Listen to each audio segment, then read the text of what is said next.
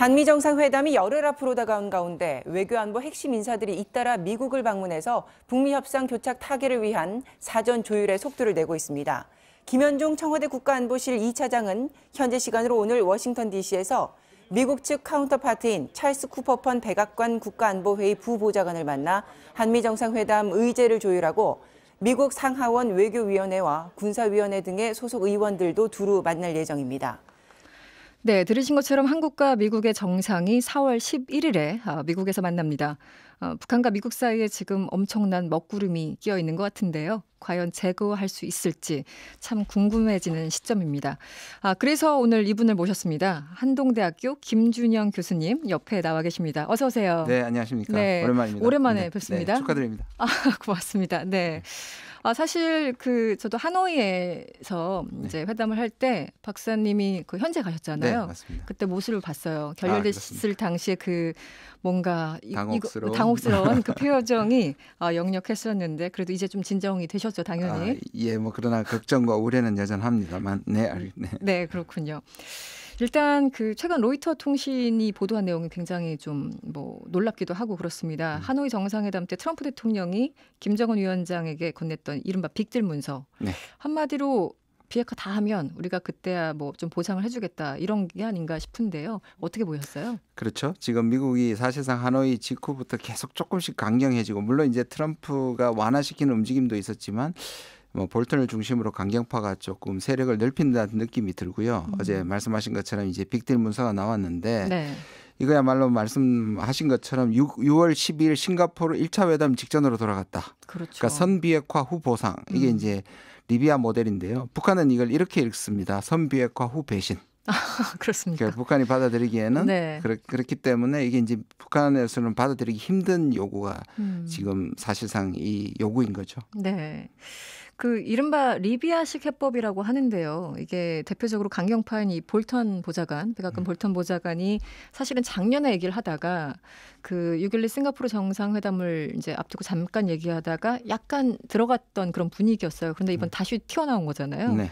일단 리비아식 비핵화라는 게 어떤 건지 간단하게 설명을 해주시면요. 그러니까 북한이 완전히 비핵화를 하게 되면 이제 후 보상을 하겠다는 것이고요. 이제 북한은 이것을 리비아는 아직 그 당시에 사실상의 개발 단계였고 북한은 사실상의 핵 보유 국가인데 그렇죠. 이것을 다 포기하고 한다는 것이 말이 안 된다는 것이고요. 근데 이게 하노이 당시에 이 회담을 꺼냈다는 말이 이제 나오는데 좀 저는 이 부분을 제가 아는 한에서는 조금 이 부분을 구별할 필요가 있습니다. 네, 어떻게요? 처음에는 이제 소위 말하는 비건안, 김혁철 비건안이 나왔고요. 그 부분은 이제 종전선언이라든지 연락사무소라든지 그다음에 문화적인 교류라든지 이 부분에 대해서는 다 합의를 했습니다. 네.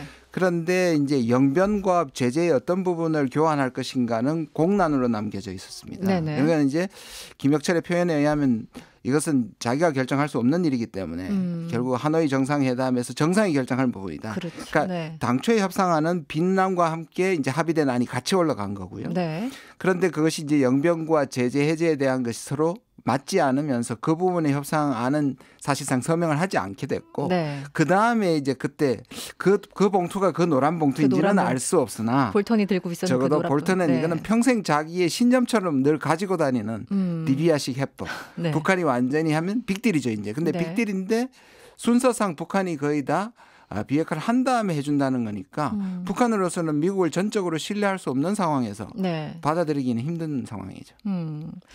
그럼 사실은 이 리비아식 해법이 언급될 때마다 북한에서 굉장히 신경질적인 반응을 보였고 그럼에도 불구하고 이런 안을 제안했다면 처음부터 노딜을 좀 염두에 둔 것은 아닌가. 저는 아까 말씀드린 것처럼 당초의 안이 있었고요. 그 당초의 안에 북한이 사실 영변에 대한 경계선이 불분명했습니다. 그런데 영변을 의미하는 것이 그냥 플루토늄이냐 우라늄 농축 정도의 작은 영변이냐 아니면 영변에 있는 300개 시설이 포함되어 있는 큰 영변이냐 아니면 플러스 알파까지 있는 거냐 이 부분에 대해서 북한이 처음에는 상당히 주저를 했고 이 부분에 내주기를 사실 준비가 안 된 거죠. 거기에 비해서 미국한테는 5개의 제재를 해제해달라고 요구했기 때문에 이 부분이 안 됐던 거고요. 그러나 이것이 하노이에서 얘기하는 결정적으로 처음부터 리비아식을 들이민 것 같지는 않고요. 말씀드린 것처럼. 네네. 그러니까 북한이 이 부분에 대해서 이제 깨지니까 사실상 그 리비아식을 갖고 왔기 때문에 네. 적어도 북한이 제대로 준비됐다면 사실상 스몰 딜에서도 네. 상당 부분 서명했을 가능성이 아주 많았다고 얘기를 합니다. 네. 사실은 아까 말씀을 잠깐 하셨는데요. 리비아랑 북한과 비교하기가 좀 힘들다라는 얘기가 좀 있지 않습니까? 리비아 같은 경우는 이제 핵무기 개발 수준이었고, 당시 지금 북한도 마찬가지지만 경제 제재에 대한 어떤 압박이 당시 훨씬 더 심했었고, 또 단순하게 병력만 비교해도 지금 북한은 한 120만, 그리고 당시 제가 찾아봤던 리비아는 한 병력이 한 15만. 그러니까 여러 가지 측면에서 같이 거론되기가 힘든데 자꾸 리비아식을 거론한다라는 것은 미국이 딴 생각을 하고 있는 것은 아닌가 이런 우려도 있어요. 예, 저는 볼턴은 아까 말씀드린 것처럼 워낙에 신념에 차 있고 이 부분에 대해서는 근데 아까 말씀하신 것처럼 싱가포르에서 한번 꺾였거든요. 이렇게 해서는 북한을 설득시킬 수 없다는 게 결론이었고 트럼프식 방법은 사실상 리비아 방식이 아니라고 트럼프가 직접 얘기한 적도 있고요. 맞습니다. 근데 지금은 왜 갑자기 또 리비아식이냐? 저는 이 부분을 이렇게 봅니다. 이 전체 회담을 이끄는 지휘자는 분명히 트럼프였는데 결렬이 된 다음에 이 국면을 강경파들이 최대한 활용하는 국면이다. 오히려. 그러니까 트럼프가 사실상 이렇게 되면 이것을 다시 뒤집는 것은 트럼프밖에 없는 거죠. 그러니까 트럼프가 지휘를 했지만 이 국면을 볼턴이 최대한 이용해서 지금 리비아식을 계속 밀고 있는 것이다. 이 부분이 북한으로서는 받아들이기 힘든 그런 상황이 되어가는 것이죠. 네. 어쨌든 여기서 중요한 게 이제 또 한국의 역할이잖아요. 4월 11일 한미 정상회담이 예정돼 있는데 일단 문 대통령이 트럼프 대통령을 만날 때 어떤 부분을 좀 집중적으로 설득을 해야 될까? 김지영 교수님이 그 위치에 계신다면 어떤 포인트를 잡고 얘기를 하실 것 같으세요? 일단 제가 간다면 볼턴을 배제한 단독 회담을 요구할 것 같습니다. 일단 볼턴 좀 안 봤으면 좋겠다. 볼턴이 배석되면 저는 안 된다고 생각을 하고 이건 제가 심각하게 정말 대통령께서 들으신다면 그 부분을 요구해야 될 것 같고요. 단독 회담을 한 다음에 사실상의 리비아로서는 리비아 모델로서는 북한을 설득할 수 없다. 그리고 그 트럼프 대통령이 하노이 회담이 결렬된 다음에 비행기에서 바로 우리 대통령한테 전화를 해가지고 그 김정은의 입장이 어떤가를 좀 알아봐 달라 그러고 그다음에 이 판은 살아있다는 것을 계속 얘기를 했다는 것은 좀 미안함이 묻어 있었던 거거든요. 그리고 이 판을 깨지 않겠다는 확신한 생각이 있거든요. 그렇다면 이 부분에 대해서 결국 지금의 강경파와 트럼프를 서로 분리를 해야 되고 트럼프가 강경파에게 지금 넘어가 있는 깃대를 다시 트럼프 쪽으로 협상을 살리는 쪽으로 가져오는 어떤 그러한 설득을 해야 되리라고 봅니다. 그런데 현실적으로 볼튼을 배제하는 게 가능할까요? 어떻습니까? 전체적으로는 확대 회담에는 나오겠지만 저거로 단독 회담을 확보할 필요가 있고요. 지금 상태에서 북한을 계속 밀어붙일 경우는 이 상태가 힘들어진다는 부분을 적극적으로 설득할 필요가 있고 그리고 트럼프가 김정은과의 협상을 중단하지 않겠다고 얘기를 했기 때문에 여러 차례 얘기했기 때문에 그 부분에 대해서 사실상 기정사실화하는 것이 필요하다고 보여집니다. 사실 일반적으로 생각할 적에 볼턴 보좌관 같은 경우는 이제 배드캅 나쁜 경찰 역할을 했었고 폼페이오 국무장관은 굿캅 역할을 했었잖아요.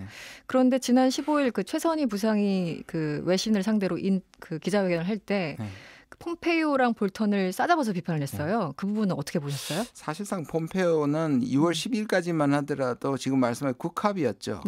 그런데 워낙이 김영철과 서로 케미가 안 맞았고요. 김영철하고. 폼페이오 장관은 김영철을 너무 싫어합니다.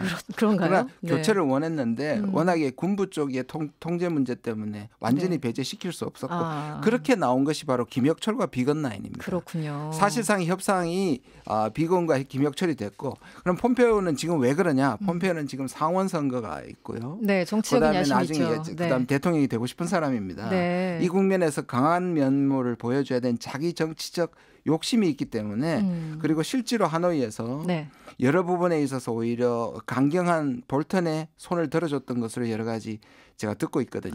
그런 부분에서 최선희가 아마 그것을 봤기 때문에 볼턴과 함께 폼페이오를 싸잡아 비난하는 것으로 알고 있습니다.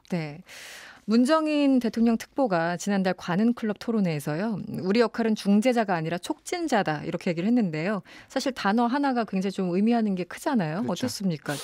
저는 촉진자라는 말을 저도 그전에 썼고요. 당사자, 기획자 무슨 보증인이란 말까지 썼는데 왜냐하면 중재자라는 게 우리가 이제 듣기에는 굉장히 객관적으로 보입니다. 왜냐 honest broker라 그러니까 네. 정직한 브로커 중재자라고 얘기하는데 우리는 그렇게 될 수가 없죠. 사실 당사자니까요. 당사자니까요. 네. 당사자가 어떻게 중재를 합니까? 그리고 국제법적으로 중재라는 것은 네. 개입하면 안 되는 거거든요. 그런데 일을 되게 하는 면에서의 촉진자로서 이걸 일을 되게 해야지 상대방에게 우리가 객관적인 모습을 보이려고 노력한다는 건 사실상 큰 의미가 없거든요. 현실적이지도 않고. 그렇죠. 현실적이지도 않고요. 그런 면에서 저는 촉진자라는 것은 바람직한 거라고 생각하고요. 네. 오히려 그래서 저는 더 나아가서 기획자가 돼서 지금 스몰 딜을 원하는 북한하고 네. 빅 딜을 원하는 미국하고 사이에서 미디움 딜 타협안을 사실상 마련하고 저는 물밑에서 먼저 설득시켜야 된다. 그런데 지금 가서 일단 워낙 급하니까 트럼프를 설득시키려는 마음은 이해가 가는데 네. 우리가 가지고 있는 사실상의 이런 안을 가지고 타협안을 가지고 좀 뭔가 그 물밑에서 양쪽을 설득시키는 노력이 저는 훨씬 더 좀 시급해 보입니다. 네. 일단 한미 정상회담 날짜도 좀 짚어봐야 될 것 같은데요. 공교롭게도 4월 11일이에요. 약간 네. 좀 급하게 잡았다라는 얘기가 있는데 알고 봤더니 북한의 최고인민회의 굉장히 중요한 그 결정을 내리는 그 회의가 바로 이날 열립니다. 네. 네, 그래서 현지 시간하고 약간 차이는 있겠지만 그래서 일부러 이날로 한 것이다라는 관측도 있는데 어떻게 보세요? 아마 만약 그럴 가능성이 저는 있다고 생각하는 게 왜냐하면 네네. 지금 우리 정부의 가장 건 이 협상의 모멘텀을 계속 이어가는 거잖아요. 네. 그런데 북한이 만약에 강경 움직임을 이 최고인민회의에서 발표를 해버리면 상황이 굉장히 어려워지잖아요. 네. 그렇기 때문에 사실 그리고 우리가 북한을 먼저 만나서 협상을 가지고 미국을 만나면 좋은데 북한이 지금 모든 접촉을 거부하고 있거든요. 그렇습니다. 그러니까 네. 뭔가 여기에 일찍 미국과 만나서 트럼프의 마음을 바꿔서 네. 북한이 발표할 강경 발표의 톤을 좀 낮추려는 이런 일종의 전술일 수도 있다 이렇게 생각합니다. 최고인민회의에서 뭔가 결정을 내려버리면 되돌릴 수 없으니까 그러니까요. 미리미리. 네. 지금 청와대 이 국가안보실 김현종 차장이 미국에 있지 않습니까? 그래서 이제 특사 가능성도 시사하긴 했는데요. 물론 이제 순서가 중요하겠지만 일단 대북 특사에 대해서는 어떻게 생각하세요? 저는 대북 특사에 대해서 계속 가야 된다고 생각을 했는데요. 네네. 지금 한미 정상회담도 그렇고 저는 오히려 이런 뭔가 그 모든 이목이 집중되는 상황은 아닌 것 같아요. 워낙 기싸움을 하고 있으니까 대북 특사도 저는 비밀 특사를 가야 된다고 생각하고 비밀 특사로. 대미 네. 특사도 사실은 비밀로 가서 뭔가 타협안을 설득시키는 것이 이번에 더 주요했을 텐데 네. 워낙에 국면이 강경 국면으로 가니까 아마 네. 정부에서 이 부분을 일단 진정시키는 의미 그리고 대화 국면을 계속 이끌겠다는 생각이 앞섰던 것 같습니다. 그러면 특사로 간다면 아무래도 북한이 익숙한 사람들이 가야 되지 않을까요? 그렇죠. 어떤 사람들이 생각나세요? 비밀로 간다면 저는 이 전체 국면을 네. 아우르고 있는 사실상 국정원의 서훈 원장이 가야 된다고 생각을 하고요. 서훈 원장. 근데 지금은 왜냐하면 타협안을 치밀하게 만들어놔야 되기 때문에 네. 과거에 정치적으로 북한이 좋아할 만한 의무보다는 실제로 이것을 움직이는 대통령의 뜻을 전할 수 있는 사람이 가는 게 맞고요. 네. 네, 그렇게 생각합니다. 교수님은 안 가십니까? 혹시? 글쎄요. 북한도 이미 교수님을 너무 잘 알고 있을 것 같아요. 네. 그렇긴 하더라고요. 워낙 그렇죠. 언론에 많이 나오셔서. 네. 알겠습니다. 사실 준비한 질문이 많은데요. 시간이 다 돼서 오늘 여기서 마쳐야 될 것 같습니다. 어쨌든 김정은 위원장이 이른바 새로운 길을 안 가게 하는 것이 지금 중요해 보이고요. 4월이 또 분수령이 될 것 같습니다. 오늘 말씀 감사하고요. 지금까지 한동대학교 김준영 교수였습니다. 고맙습니다. 네, 고맙습니다.